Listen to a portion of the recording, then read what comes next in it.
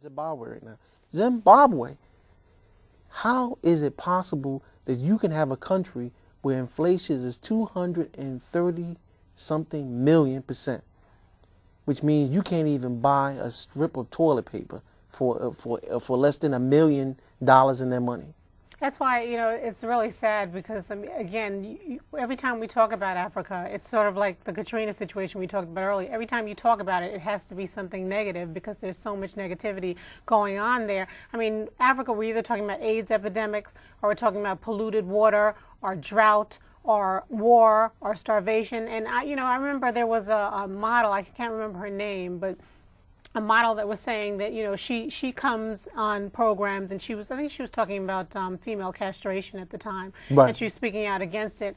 And she said, after she finished talking about it, she said, this is something that's very near and dear to me, so I do want to speak out and inform, but I would really like to come back on a show and talk to people about the wonderful aspect of Africa, the cultural, the people, the energy, the positive stuff, because we always only hear the negative because there is so much negative, there's so much oppression and so much taking advantage of the people that it's really a shame that you can't really learn about the positive aspects of the culture, the goodness of the people, and the people who are living through these tragedies and still able to maintain a sense of dignity and respect.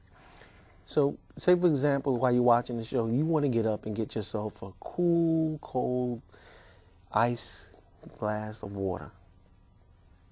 Isn't that a wonderful thing to be able to do? Of course it is. Is that possible in some of these communities and in the country of Zimbabwe right now? I don't know if that is. And that's the scary thing. Those are minimal. It's not even luxuries. It's just, drinking water is the minimum that you need. Basic food, so that you're not starving. These are minimal things that a rich country like Africa, there's no reason that so many people should be suffering from lack thereof. Cholera. That hasn't existed in this country since the 1800s. Cholera. Why? Because people are drinking filthy water. Did you know that part of their sewer system has collapsed into their water basin?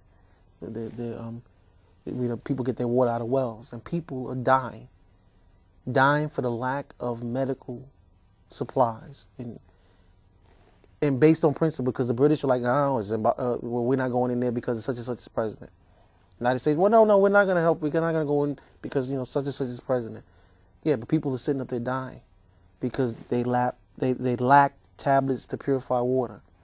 They lack machinery that might cost maybe $30 to $50 to be able to drill a well and produce pure water for people. Yeah, and we know enough about bacteria and just basic science to know the ability for bacteria to multiply and to spread and to just, become so widespread that you have epidemics throughout countries, that it doesn't need to happen. It really doesn't need to happen. It's something that we should, again, we meaning the countries who are not suffering from these things and the countries who are specifically benefiting by taking some of the natural resources out of these African countries, they really need to be spending the money to at least provide the bare minimum to the individuals there before we can even start talking about a fair share. And so we're going to be sitting around opening, we've opened our presents and stuff, and we're looking at the things that we got from people, and we're talking about we don't like this and we don't like that. And you have somebody sitting out there in 100-degree weather in the dirt, drinking filthy, waste-infected water, and you don't even care or even think about that because it doesn't matter to you.